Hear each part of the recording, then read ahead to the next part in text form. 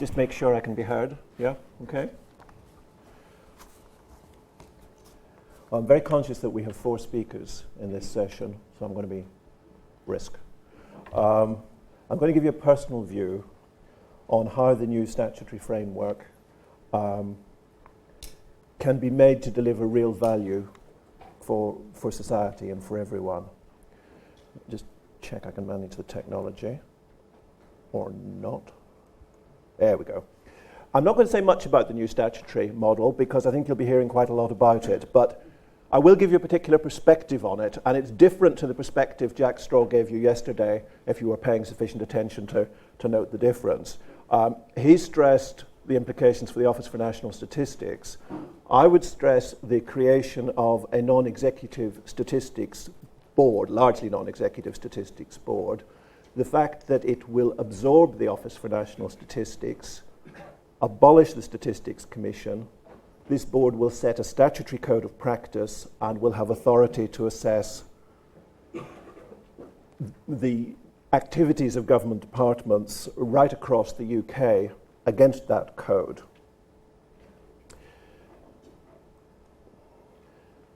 Sorry, can we go back a slide?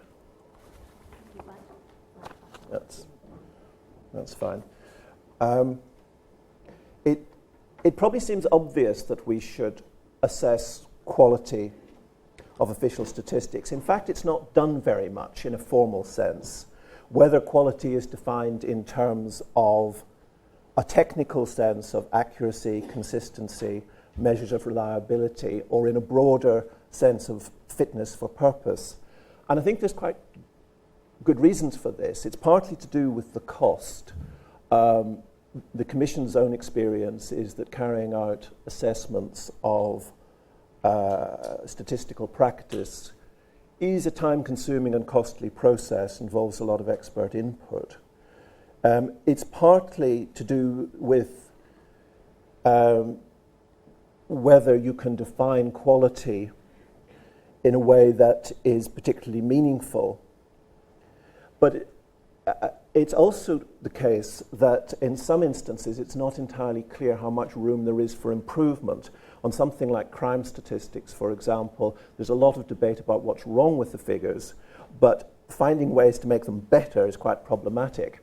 I mean, I think there's a little bit of a misunderstanding here in that whilst the statistics themselves might not be amenable to easy improvement, this service that's provided to the users may be, and there might be much more scope there. I'd like to just sort of make a little leap here to something that, I believe this is Lord Davies. It looks a bit like Chris Tarrant to me, but my staff tell me it's definitely Lord Davies and not Chris Tarrant. What he said in the House of Lords when the legislation was going through the House of Lords recently, and I think this is an important statement. I should emphasise that this duty, and that's the duty to comply with the Code of Practice, applies not only to statisticians, but to every individual within a department who plays a role in the process, from those involved in preparing briefing for ministers, to the press officers, and everyone in between. So I think the message here is this Code of Practice and assessment against it is an absolutely fundamental part of the process, and one that will apply to the whole of government organisations. So I want to spend a few minutes on each of these things. Why assess quality, how we might make the assessment process work, and the nature of the assessment process. On the first of them, why assess quality? Well, of course, a simple answer might be because it's a requirement of the Statistics and Registration Service Bill. But I think more fundamentally, it's because statistics matter. They inform decisions across society, and those decisions are where the public value comes from. The role of government in this must be not just to produce official statistics, but to maximise that public value, maximise the public interest that is derived from the statistics. Denise Leavesley spoke a bit about this yesterday. So clearly, one purpose of assessment is to inform users of statistics of the strengths and weaknesses. And to do that, we need to know who is likely to use the statistics and for what, and then tell them about the strengths and weaknesses.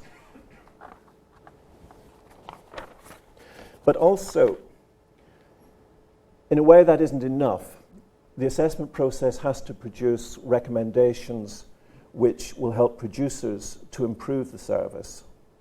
As I say, this may not mean improving statistics necessarily, although obviously there are cases, migration statistics come to mind, where improvement is urgently needed, but more often to improve the service in a broader sense. This slide's just to brighten the day slightly. The Statistics Commission recognises that there are a very wide range of different types of organisations that use statistics. And we take the view that they all matter to the extent that supporting them is in the public interest, the decisions they take lead to public benefit. And so far I have spoken about producers of statistics and users of statistics as if there's two boxes and a dotted line of communication between them. With apologies to those who saw this at an RSS meeting a couple of weeks ago, I'd like to inflict on you my patented four-box model of the statistical service or the statistical system. And let me just explain the four boxes to you. I'm going to ask you to stick your hand up in a second as to which box you're in. In the red corner, in the top left, we have people who produce official statistics and primary analysis of those statistics. If you think you're such a person, would you like to put your hand up? Q, just... Yes, you can... sorry, hands up, please. Just do a quick tally here. I would say that's slightly under half, just at a rough guess. The yellow box are the intermediate users. Now, these are people, they include economists, analysts, journalists, people who use statistics and see themselves as users of statistics, but are not taking big decisions which deliver public value based on the statistics. And again, could I ask for a show of hands? And almost exactly the same, approaching half. The third box, and naturally between the red box and yellow box, you have a flow of statistical information. The traditional stuff of tables and databases and primary analysis. The third box is the decision makers, the people who are taking decisions not just in government, in the public sector, but also in the voluntary and private sectors, and who are using statistics in a way that actually delivers some kind of value directly through their decision making. Now, who's in that box? Mr. Ramsden? Not very many. And we have a fourth box, which is the people who fund the statistical service and decide what statistics and service will be provided. Typically not statisticians in the blue box. Typically ministers, very senior officials, some rather annoying people in finance divisions, that kind of person. Anybody in a blue box here? One. Good. What we find, in a way, this is a microcosm of the dialogue that goes on. The red box and the yellow box talk to one another. I wouldn't say the communication's perfect by any means, but it's a lively and very active dialogue. The communication with the people who are taking decisions that deliver public value and their communication with the people who are taking the big decisions about what statistical work will be done is much more attenuated and difficult to get a handle on. And the point I want to make is it's the green box that delivers the public value that justifies spending money on official statistics. And it's there that the communication is most problematic. I also have considerable doubts about whether the green box is really delivering a clear message to the blue box, I think we wouldn't have had some of the problems we've had with migration statistics, the Allsop review, the Atkinson report, and so on, if over time there had been clearer messages flowing. Now, the need to drive information around this is both justification for the assessment process, and it presents it with perhaps its biggest challenge, because it's not easy to engage the decision makers and those involved in the funding. Just like to offer now some thoughts on making the assessment process work. Despite what it says on this slide, assessment is not easy, certainly not in the Commission's experience, but it is actually easier than securing the benefits of assessment when you've carried out an assessment and produced a report. I'll just keep my eye on the time here. We need to use it selectively. There is also an internal assessment process that needs to be integrated with the independent assessment being managed by the board, normally called quality management. Quality management will need to be redesigned in a way that will fit in with the external assessment process.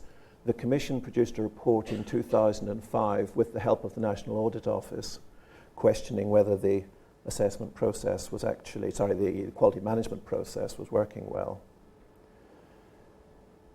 The messages from the assessment process clearly need to go to the users and producers of statistics. That's the red and yellow boxes and the green box, but also need to go to those who fund and take the big decisions. And I think it's absolutely essential, and it goes back to a point that was made this morning, if you were in this morning's session on trust, that the assessment process is going to have to involve the users very directly to get a grip on this fitness for purpose issue. And now, just to finish, some comments on the nature of the assessment process. Clearly, the assessment process must examine compliance with the Code of Practice as it is developed. And the Commission will be publishing its own recommendations on the content of the Code of Practice in September. And that code will cover compliance with international standards and technical standards, so I'm not ignoring that, but that's all covered by the code. I think there's an interesting question as to whether there needs to be an assessment of compliance with something else, and arguably it's something that doesn't really exist. It's a set of strategic goals that the board is likely to set for the Government Statistical Service. It's very hard to see how this new statistics board is going to operate without charting a sense of direction. And I would like to refer back to something that Denise Leavesley was talking about yesterday morning on improving communication. I think will probably be the sort of thing that we'll see there. I think the assessment process is going to need to generalize. As I said at the beginning, it's an expensive process. It needs to be able to generalize from the specific to draw out messages which will inform a sense of strategic direction.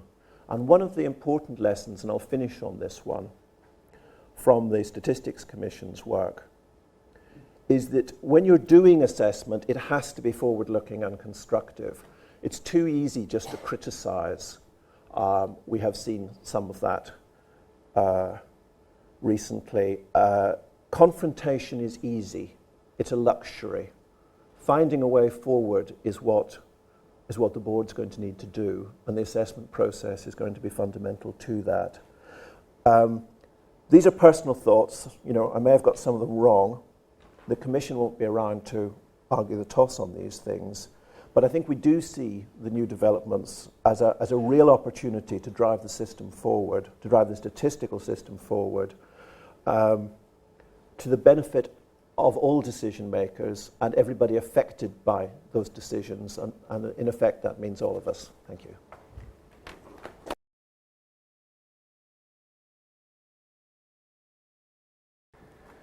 Thank you, Jill. The Statistics Board will replace ministers as the top-level governance for the UK statistical system. This is a profound change and bears stating so boldly. It's designed to ensure that the statistics we use to assess the state of the nation and hold the government to account are the responsibility of an impartial body, a body that's accountable to Parliament and to citizens. By making this change, the government has paved the way for the UK to become a leader, not 28th out of 28, as we heard this morning, but I would hope 1 out of 28. I hope the panel this morning were going to say 1 out of 8, let's go for it, but I will, since they didn't. Become a world leader in creating and using statistical information about what really matters to us as citizens. A trusted guide to decision making at all levels. The central task of this new board, therefore, is to understand the perspective of the citizen. What do we need to know if we are to be responsible citizens, aware of the world around us and knowledgeable about how the government is measuring up to its promises? Such information links, I think, also to our emerging sense of what it means to be British and what place we want as a nation to have in an increasingly competitive world. What do we need to know collectively to chart our national direction? What do we need to know individually to make sound choices about the part we each wish to play and to demand a government that lives up to our aspirations? With a citizen's perspective clearly anchored and a process in place to keep pace with often rapidly changing needs, the board can then assure us of the delivery through the National Statistician, and I think that is a great subtlety that now exists in the bill, through the National Statistician, of a consistent statistical picture, untainted by spin, on which we can all rely to make our judgments. In this information age, this is a big deal. The official statistics brand has to stand out in a crowded field if it's to be useful. It has to be strong enough that our leaders will see it as a unique resource that they can use with confidence to make decisions on our behalf. It has to be trusted enough to empower us as citizens to hold the powerful to account for those decisions. And it has to be accepted enough so the argument rests on the issues rather than the validity of the numbers. Just to state this shows that the role of the Statistics Board will not be without danger. Powerful people prefer others to see them through a mirror which reflects well on them. A mirror that provides a true picture with no opportunity for retouching will often be unwelcome and will provoke attack, subtle or otherwise. The board will need to make friends who will stand firm behind the ideals that have driven the recent legislation, friends who will stand up and be counted in the face of what will often be a harsh reality. Like Richard, I've been asked to share some personal thoughts on this today, and here are 5 hopes for the board. First, I hope the board will foster a community inside and outside the official statistics system, a community that's committed to making it work. The board will operate within an interdependent network. As the new kid on the block, it will need to define its own place in the network in ways that will bring out the best from the others on which it will depend. The word independent, as applied to the statistical system, could send out entirely the wrong signals. The board needs to use Richard's boxes that we had on the slide earlier to engage with the green box and the blue box people. It needs to be closely involved with parliaments, governments, business, universities, and the international community. the board needs to encourage the National Statistician to play the fullest role she can in the College of Whitehall Permanent Secretaries. The independent status of the board should give it the confidence to claim its place at the table, to listen and be heard without fear of being seen as the government's poodle.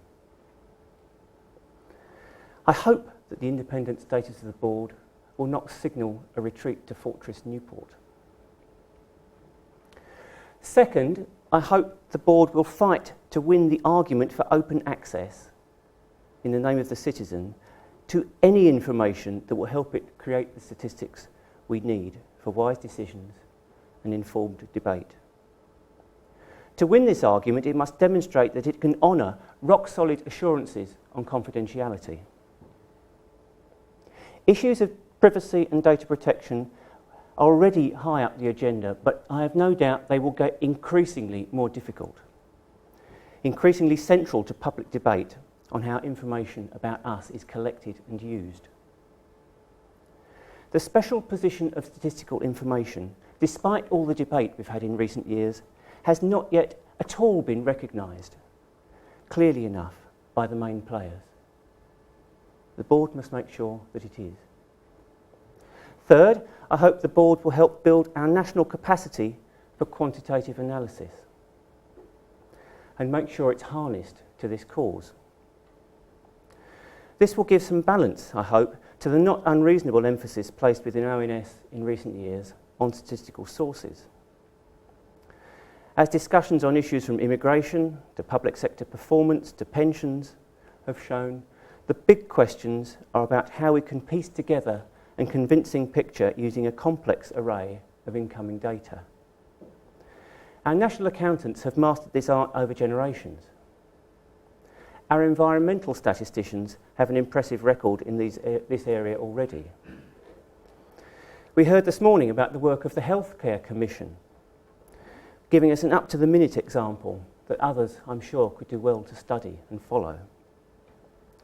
We have to develop the means to apply these skills to our official statistics across the board, but I would say especially in areas like population, education, crime, but there are many others. Although some great work has been done in these areas too, there is so much more that can be done. We have to work with our universities, with our schools, with everyone we can to make sure that the mathematical, statistical, economic, quantitative skills of all kinds are brought together and used in this endeavour. Fourth, I hope the board will give the confidence to the statistical producers, particularly those within what is now ONS, to have a clear voice that will penetrate the fog of confusion that often clouds the most contentious issues. The concept of a hub for statistical releases could be one of the most influential elements of the new arrangements. A close and creative relationship with the media will be essential. It was nice to hear Jill mention Winston Churchill earlier. I certainly always do on these occasions, and we should remember Winston Churchill's words when he first set up what I would say is the modern British statistical system in the deepest dark moments of the war. He said, "The utmost confusion is caused when people argue on different statistical data." The goal, as Sir Edward Bridges, who was at the time Secretary to the War Cabinet, said, was to create an agreed body of information which will be accepted and used without question. And finally, and I think most important of all, I hope the board will build a system that starts with its customers. There must be a real appreciation of the problems that statistics could help us to solve and a recognition of how they will be put to use. By starting with its customers, the board can give oversight to those who produce statistics and hold them to account for measuring the right things rather than simply measuring things right. Quality has to be measured from the user perspective. As Bill McLennan, former head of the statistical systems in the UK and Australia, never tired of saying, I won't do the Australian accent, you'll be pleased to hear. There is no point in having the best statistics in the world if they are not used. To get them used, the right people must be aware of them. Marketing matters. To get them used, the right people must be able to find them. Accessibility matters. To get them used, they must be available when decisions are being taken. Speed matters. They've got to be relevant to the issues in people's minds now. As Harold Macmillan memorably said in his 1956 budget speech, it's amazing how few things change, some of our statistics are too late to be as useful as they ought to be. We are always, as it were, this is a good analogy for York, a great railway town, looking up a train in last year's Bradshaw. I will quote, I think, 3 examples from my own work as a director in ONS from the 90s. I've deliberately chosen them to be somewhat distant from the current debate, but I hope they serve to illustrate the perspective of what we might do for British business, what we might do for British government, and what we might do for British citizens through this new board. For businesses, I was sitting at my desk one day in the Horse Guards Parade, Treasury building, and I had a call from someone who had heard me speak at a conference, and he was the head of a British trade association. And he said one of the biggest problems that he faced as an exporter was trying to understand what was going on in the market of India, which was then a country that many British companies were thinking about investing in, but not many had. And he said, what we need is to persuade the Indian government to have as good access to our industrial statistics as we have in Britain. That was a very nice compliment. But then he said, is there anything you, CSO, as we were then, can do about this?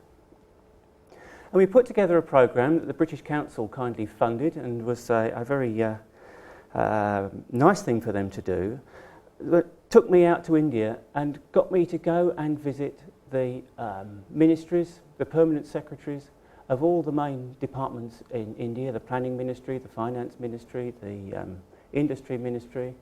And a memorable occasion, I don't know whether, Norman, you've been there to see the Registrar General of India, who has this extraordinary population clock on his wall, and you can imagine how fast that whizzes round to keep him on his toes. But the point was that here I was being sent from London to go to India and engage with all the senior decision makers on how to improve access to official statistics. And there was completely open access, a wonderful report. I think there is some progress, although if we think our statistical system is complicated, go to India, you ain't seen nothing. But that, I think, gives me an example of what we could and should do here. British businesses care about having good statistics that helps them understand their markets. Many of them have produced databases. At the Statistics Users Forum conference last year, we had a fantastic presentation from Tesco's. They know how to use information and data because they can turn it into pound notes quickly. We owe it to them to harness the official statistics system to the cause of British business. My second example is a very different one, but from a similar period. After the collapse of the, it's a slightly ironic one as well, that after the collapse of the Iron Curtain, all of the countries of Central and Eastern Europe decided they needed to have statistical legislation. All of them. And they came to ask, in many cases, for advice on how to draft this legislation. So there was a bit of an industry in CSO and ONS at the time about advising other countries on statistical legislation, which again was great fun. And I had one memorable day walking through Berlin with the heads of the statistical office of West Berlin and East Berlin. And they were sharing their reminiscences of the past. And the chap from East Berlin was reminding those of us in the group that in the East,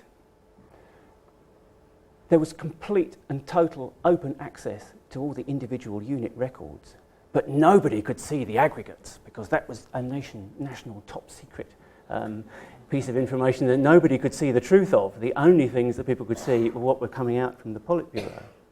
But in the West, of course, the opposite was true.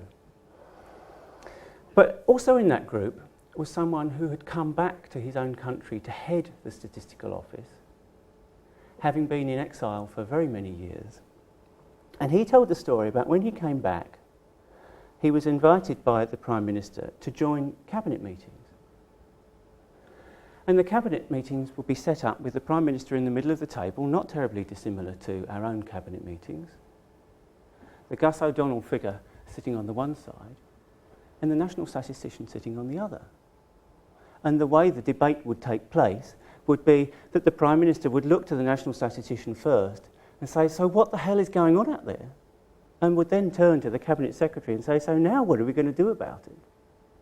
Now, I'm not necessarily arguing we should do that, Dave, but the point is that if statistics is going to be influential, it needs to have a seat at the tables where the decisions are being made, because the statistician has a unique insight into what the statistics are describing. We should not be shy of getting in there and getting involved with that. And the GSS is absolutely perfectly placed to do that, because for many of us, in most of our careers, we have spent our life sitting alongside policy colleagues, and we know how to do it. We should get out there and get in there. My third and final example is much, much closer to home, but again from a similar sort of period. And I was in a meeting with a chap from a local council, and he had done the job that I guess will be familiar to quite a few of us, that he had pulled together data sets for individual housing estates in his local council area that looked at educational attainment, that looked at crime, that looked at health, that looked at the economy, that looked at road accidents, that looked at everything, and had mapped all this stuff. Is Alistair here? It's a wonderful maps geographer's paradise.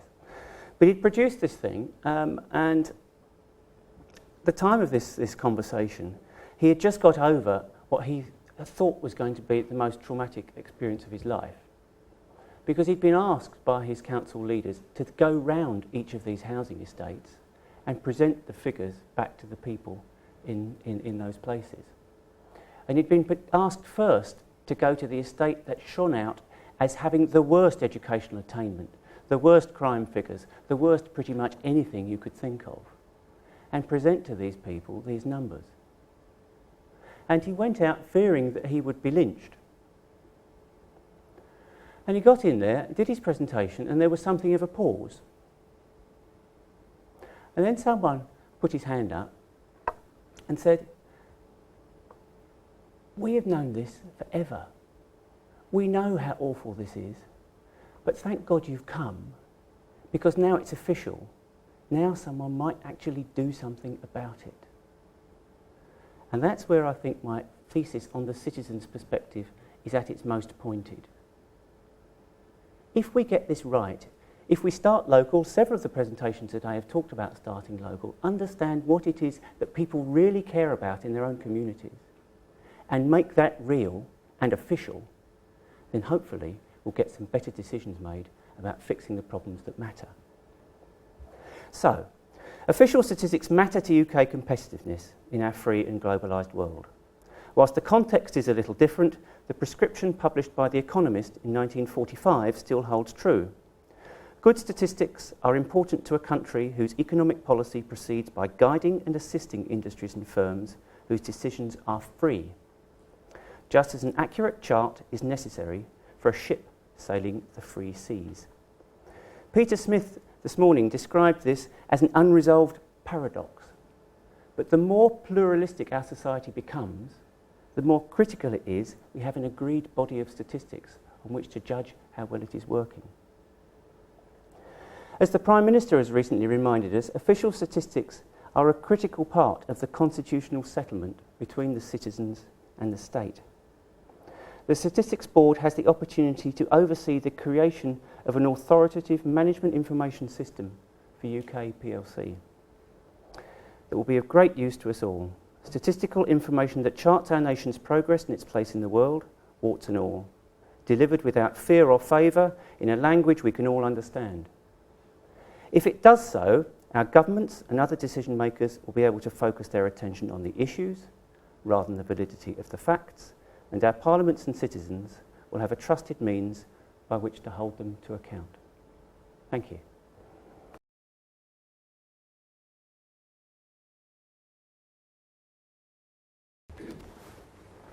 Hello everyone. As Jill says, my name is Dave Ramsden. I didn't vote in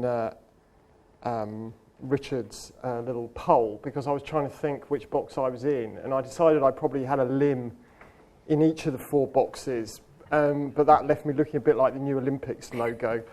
So what I'm going to talk about today is the Treasury perspective.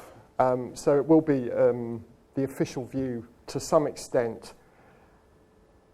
It is a real honour to be asked to speak here today and give the Treasury perspective to the RSS conference. The RSS has been a very active participant throughout the process, and I'm not going to tempt fate on the legislation, so I'm going to talk about the latest version of the bill, which is back in the Commons today. But I am going to say that it's very clear that the bill has benefited hugely from the absolutely critical contribution of the RSS under Tim Holt's leadership, and I'm using critical there as in central to the critical path, and engagements on the issues throughout. And I think Tim talks through some of that in his interview in the latest edition of the excellent RSS magazine, Significance, which I was reading on the train up here. Because the bill hasn't become law yet, I don't want to turn this into too much of a kind of Oscar speech with lots of thanks, but I would like to also, since I'm sharing a platform with Richard, give thanks for the work of the Stats Commission under the very strong chairmanship of David Rind. Their engagement and support throughout the reform process, sometimes with the number of emails one gets from Richard, it feels like in kind of continuous time, has been, has just been tremendous and has really helped to get us to where we are today, and then tomorrow. And then we'll see where we get to after that. And I'm not going to repeat anything in Richard's presentation, but I think that shows just how engaged the Commission are going to be going forward. And I can't not also say a word about John Pullinger, who is an incredibly influential voice in the debate. Because of his day job, he's not been quite so active as he would have otherwise chosen to be, but I think with his speech today, he's really raised all our sights to what is achievable with this legislation. And, gosh, I have got a long list. I do want to mention a couple of other people or a couple of other institutions. The ONS, obviously, and we're going to hear a lot more from Richard with quite a few more slides than I've got in a minute. So I won't say any more at this point. But also the stats reform team in the Treasury, which has been just the kind of multidisciplinary team which I think really can work, that John was talking about in terms of policy people and experts working together and to deliver better evidence base for policy. And in this context, we've had the RSS's very own Dr. Lorna Booth, who's sitting over there, working in the team, and throughout the process she's helped make sure that in developing proposals our ideas have been firmly rooted in reality, important for a Treasury policy and also an understanding of the statistical issues. My job has been, apart from looking a bit like an Olympics logo, has been very much supporting the development of the policy in Treasury. And one thing I have done as part of being on the steering committee has been to work incredibly closely with a lot of members of the GSS. It's kind of odd that although I'm the joint head of the GES, I probably have at the moment better links with statistics head of professions across government than with economists. I mean, in future I'm going to have to try and redress that. But that reflects the work that we've been doing on the steering committee and on the scope subgroup in terms of developing proposals, particularly on things like the hub, which John talked about. Right, before Jill starts to worry about how long I'm going to speak for. So Treasury perspective over the next 5 slides and maybe up to 10 minutes.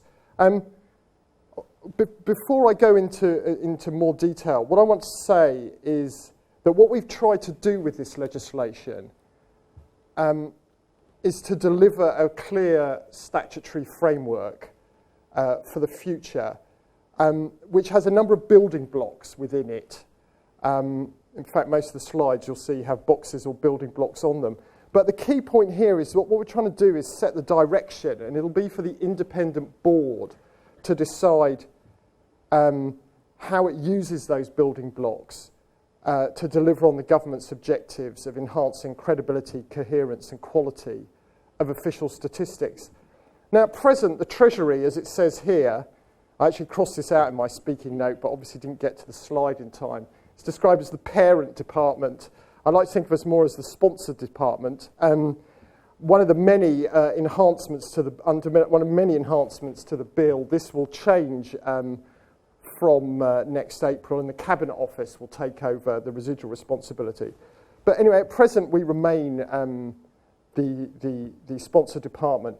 In my area, our work on macroeconomics and fiscal policy in the Treasury is absolutely critical. The reliance that we put on just being able to take the statistics at face value is immense, just as it is for the Monetary Policy Committee of the Bank of England. We are a major, major user of statistics.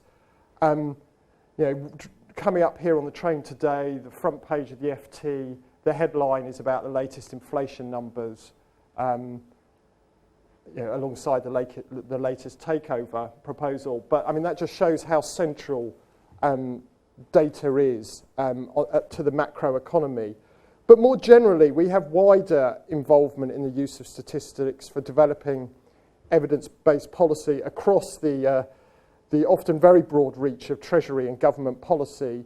And also, I mean, particularly think about where policy is going, and with the new cross-cutting, more strategic PSA regime, that will be, again, make very large demands of the statistics that we use. And of course, it's not just in government. There's much wider usage across academia. The media is critical to this, as we've been hearing about today, and as I was reading about in this morning's FT. And so there are increasing demands on statistics across the board. I think this word credibility is absolutely critical. In my various roles, we use it a lot to describe macroeconomic frameworks. I think it equally applies to statistics, and it's vital that statistics do what they say they're going to do and are seen to do that. And so that's always been central to what we've been trying to achieve.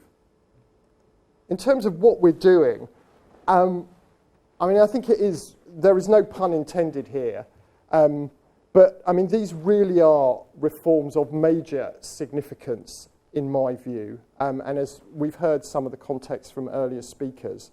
And if I can leave you with one thought from this short presentation today, it's that these reforms apply to the whole statistical system. They don't just apply to the ONS, they apply right across official statistics, wherever in government they are produced. And I think that is really, really important. And what we've done is set up the Stats Board in legislation to oversee the whole statistical system. And we've drawn the boundary of official statistics wide so that the board has the power to consider all official statistics that may be relevant. And Richard's given some pointers as to how that might work. The top line of this slide talks about the board's overarching statutory objective to promote and safeguard all official statistics that serve the public good. Now, it was actually a Treasury review about 20 years ago in the late 1980s by one of my colleagues, Steve Pickford, which actually re-established this principle of the public good in statistics, and following on from the kind of earlier 1980s more inward-looking approach to seeing the roles of statistics. Now, I've talked a bit about how the bill has evolved, and between the, I think it was Commons Committee and Commons report stage, we got this notion of public good. We managed to explained to our lawyers how they could represent this in the bill, and we've got this back in there. And I think that is a really, thanks to the kind of inputs that we had from our partners in developing the bill outside of government. And I think this is absolutely critical. The board is going to have to develop a sophisticated understanding of the public good in the context of statistics. It's going to have to consult widely, talking to all users in the kind of ways that Richard and John have been suggesting. I've got 2 slides on how, which I'm going to go through quickly, but I just want to get across a sense of how the board is going to serve the public good. And I've got 6 building blocks in total, but the first one here is around setting standards, promoting good practice through the code, which we expect to be drafted by the national statistician, making clear to all what appropriate standards are so that the statisticians know the basic practices that they are expected to follow. Secondly, we want the board to monitor production and publication of statistics, and we expect it to take a proactive and strategic approach to the system and its adequacy. I mean, just to give a couple of examples, housing is a topic which is attracting increasing policy and analytical interest. Once the board has sorted itself out and decided what it wants to do, this might be an area where the board would decide to devote some resource to. Alternatively, the board can review topics which are repeatedly in the news, and we've heard about migration statistics again today, and make recommendations as to how these statistics could better meet the needs of users. And finally, it can encourage and publicly champion all the good and innovative work going on. I was at an ONS event on Monday, the launch of the Handbook of Productivity, where there were 2 examples, both on the public sector side, the UK, I can never say this acronym, UK SEMGA, the work that's being done in UK SEMGA on public sector productivity following the Atkinson Review, but also work that's being led alongside the Treasury and using a lot of expertise in Newport again on the knowledge economy, where there's been close work with the Treasury and with the new department, new Burr department. Finally, the board, as we've heard from Richard, will be assessing key statistics against the code. My second 3 building blocks. The board will take over the role, as John started his presentation by highlighting, will take over the role carried out by ministers for what is now the ONS, providing strategic oversight of the work. Now, this has been a real issue throughout the development of the policy, and many have argued that the board being responsible for ONS as well as providing oversight of the system was not the way to go. In developing the legislation, we thought long and hard about this, and we've challenged ourselves with these criticisms to try and arrive at what we think is the best approach. And we still believe that creating an integrated system with the ONS and the board working in the same direction, driven by the same objective, does make sense. Second, the board can promote research using the expertise of academic and other researchers, as we've seen, for example, in the work that goes on in Newport, looking at firm-level data, and which I've had presented to me, and where there's real potential to develop our understanding of the economy. And finally, and importantly, the bill contains powers to break down certain legal bars to data sharing, which is potentially very important. So the new Statistics Board is going to have a key strategic role in making sure that the statistical system is up to the future challenges, delivering relevant and accurate statistics that allow all of us to understand the changing world that John has described with some very, very relevant anecdotes and examples. The board's objective to promote and safeguard statistics that serve the public good will give the board a clear direction and give the public a clear understanding of what the board is expected to do and deliver, so that we can all judge it on its performance. Back to this point I tried to stress earlier, this emphasis on credibility, doing what it says it's going to do, and being open about it so we can then judge its success, just as people do, for example, with the MPC. Finally, the work does go on. In the run-up to April 2008, Treasury will continue to work very closely with the ONS, wider GSS on policy implementation, and engage with stakeholders such as the RSS and the Statistic.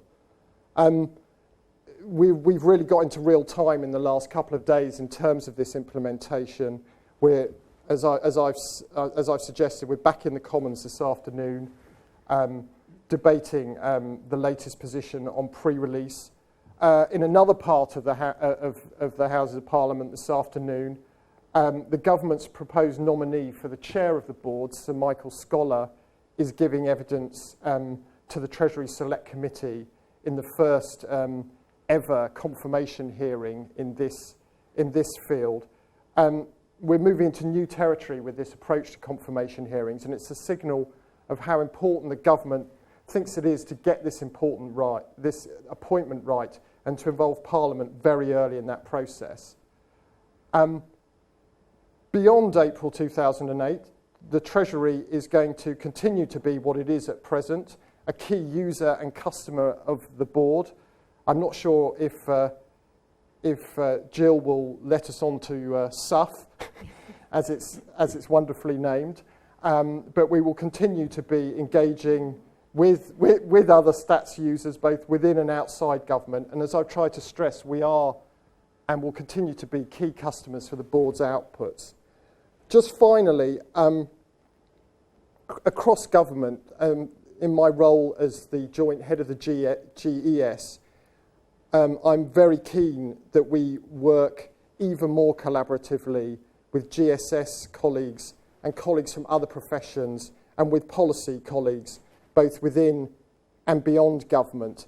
The importance of data was a key theme at the annual GES conference in Warwick last week, and a theme of many of the presentations, including from Sir Nicholas Stern. So just to conclude, I think what we have,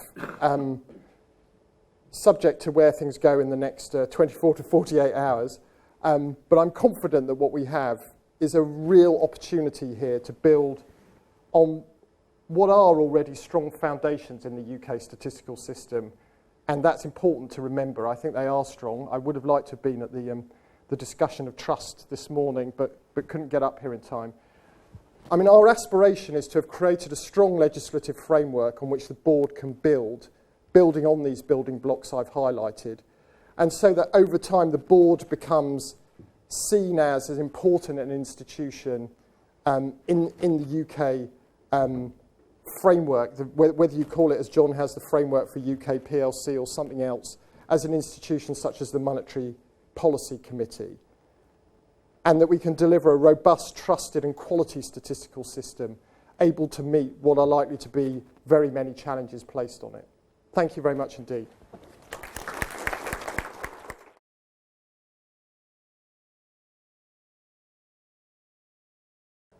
Well, thank you for that, Jill, and apologies to anybody who's come along hoping for my cues, but I realise now, of course, it all fits together, the fourth speech after lunch. So I'll understand if there's a few nodding heads. But I'll do my best to talk through the material that Mike managed to put together. There's some overlap, inevitably, with the material that Dave in particular was covering earlier, in terms of the issues that we're addressing. The focus of my talk this afternoon is very much on the implementation, what ONS has been doing to implement the aspects of the legislation that fall to ONS in particular, which is the issues to do with professional matters. So I was briefly going to cover these questions in context, which I'll skip through because I think we all know the context quite well. the independence work programme at ONS, which has been keeping us busy for the last 12 to 18 months, and a couple of primary legislation issues and some non-legislative issues. And then so what happens next, although that's as Dave said, emerging in real time, so I'm a little off the pace there.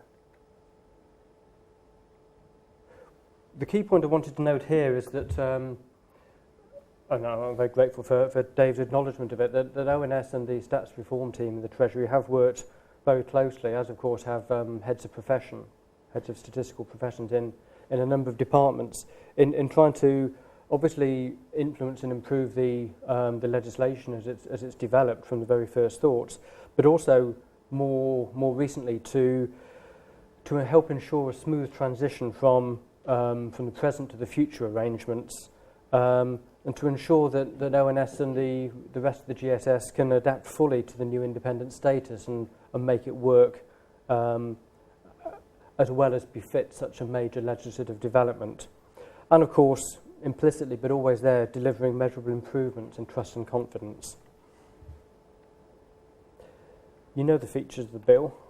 You know the role of the National Statistician. You know that it offers improved functionality. So, well, I'm sure you all do. So we've had a work programme.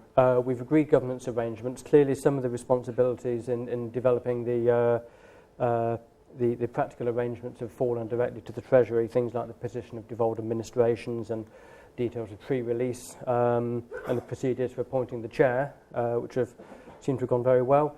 And ONS has been looking after a range of professional matters as well. So these are embedded within our independence work programme. So at the risk of being a little bit, organisational and processy for a moment, it does bear thinking about for a moment. We brigaded the work over the last year or so into 6 overarching themes to do with these points. Assessment and designation, of course, which I think is generally recognised and has been recognised by early speakers as really a central point in delivering the objectives of the legislation. A range of issues to do with people, the government statistical service in general and so on. Of course, communication, dissemination and engagement, the governance and structures, and funding and machinery of government and issues around data sharing. And in total, underneath those 6 overarching work themes, there have been 30 separate work packages, which various teams within ONS and beyond have taken forward. And it's been critically important that we've had a series of advisory groups. The governance structures for this work have been quite complex and have been mainly intended, not so much about ensuring accountability, but intended to make sure that the proposals being put forward, the implementation proposals being put forward, are as well considered as possible. We wanted to try to take on as many views as possible. ONS is really quite different to a lot of the rest of the GSS with in many ways a different mindset and a different type of operation. And yet we're very clear, of course, that the new arrangements apply to the whole of the GSS, including ONS. So we wanted to make sure that in things like assessment, that the proposals we develop are suitable for a wide range of different statistical environments. So a couple of key legislative issues. In fact, assessment I was not going to say very much about. Again, I think you have an idea what assessment means, and it's been covered by previous speakers. But we have been doing a lot of work to take the bare specification, if you like, of assessment that's set out in the bill, and try to work out what it means in practice. And that's been quite complex and intensely satisfying to do that. And we've been fortunate that we've been able to turn to the European statistical system for a fairly effective model of how an assessment system can work.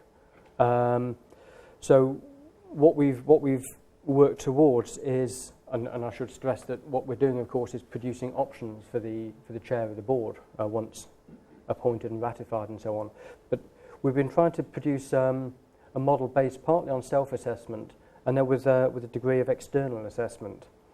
So the idea that we're running with is to have a self-assessment questionnaire to be completed by statistical producers, and that will form the basis of an on-site assessment visit by the assessment team, designed to test compliance with the code, and then to publish the report with improvement actions where necessary. That does closely follow the model developed by the European statistical system. And to give a brief plug for a session tomorrow morning, Frank Nolan will talk in more detail about assessment, the work we've been doing, and in particular the links with the ESS peer review system. So if you're around at 9:30 tomorrow, do come and listen to Frank. A lot of people ask about how assessment relates to quality activity, and I thought it was worth putting in a slide and just covering that briefly. Although the new code has not been written yet, it's hard to imagine that it's not going to cover issues of quality and respondent load quite centrally. So it's reasonable, therefore, to think that assessors are likely to want to see evidence that quality is being managed and that evidence that respondent burden is being managed. So I see these issues of quality as being subsumed within the code of practice and therefore within assessment. And therefore, there will need to be a continuing quality review or quality improvement program, I think. And also, of course, an ongoing need for survey control activity. Data sharing. It's covered in a few ways in the legislation, a critically important and partly unsung part of it, despite being a huge amount of work for ONS and the Statistics Reform Team, has been to ensure that the existing data flows that we virtually take for granted within ONS will still continue. Because, of course, with a new non-ministerial department like the Statistics Board, it can only do what the legislation allows it to do. It doesn't have implied powers. So we've been very keen to document and include in the legislation the data flows that are needed. For example, the disclosure of life events information from the Registrar General, who will in future be separate, to the Statistics Board. And there have been two significant changes, I think, in the environment. First of all, this concept of an approved researcher, which will be an individual researcher to whom the board can grant access for statistical purposes to personal data. The board's required to publish the criteria on which it will determine who receives approved researcher status for a particular piece of work. The research will need to be fit and proper, and the purpose of the research will need to be acceptable, as it were. And then there's this enabling legislation to permit sharing of data between ONS and other bodies. And that really is, I think, maybe Dave mentioned it earlier, an attempt to tackle some of the legal and maybe cultural barriers around data sharing at the moment. And the idea is to ensure that proposals for data sharing receive a full and public hearing through Parliament, and that secondary legislation is passed, statutory instruments are passed to enable each specific item of data sharing. So it's not in a sense the fully open sharing of data around the GSS that some might have hoped for, but I guess that was always perceived as being unrealistic given the climate in the UK around data sharing and privacy issues and so on. And I think this is quite a workable solution with goodwill on all sides. I'm very big on goodwill. A couple of non-legislative issues. GSS revitalisation and the hub. So at the time of publishing the consultation document, and I think in the response to it, the government invited the GSS to, well, the words here, consider whether the legislation provides an opportunity to strengthen its functions. And that's been interpreted generally in the official statistics community as an opportunity, a stimulus for the GSS to think about the way it does its business, to think how effective it might be, to see whether, in the words of an earlier speaker, we might be more closely involved with the policy-making process and working with others. And there's been a significant amount of work on that. The first and most difficult, in a sense, piece of work has been try to define the role and the scope and the identity of the GSS. If we're going to revitalise this GSS, what is it that we mean? And we're working towards that. We'll also prepare a new professional code of conduct, which will be issued by the National Statistician. We recognise the importance of the role of heads of profession in the new arrangements, particularly but not only around assessment. I guess the fact of the coverage of the bill being official statistics rather than national statistics, and official statistics being cast so wide, means that heads of profession might have a much broader role or much broader accountabilities in future. And that's the sort of issue we're beginning to think through. And then we want to look at some of the old traditional issues around professional and career development for statisticians, communication and coordination mechanisms, and engaging across the GSS and with the other analytical communities, economists, social researchers and so on, about the new arrangements, because there are implications for different groups of stakeholders.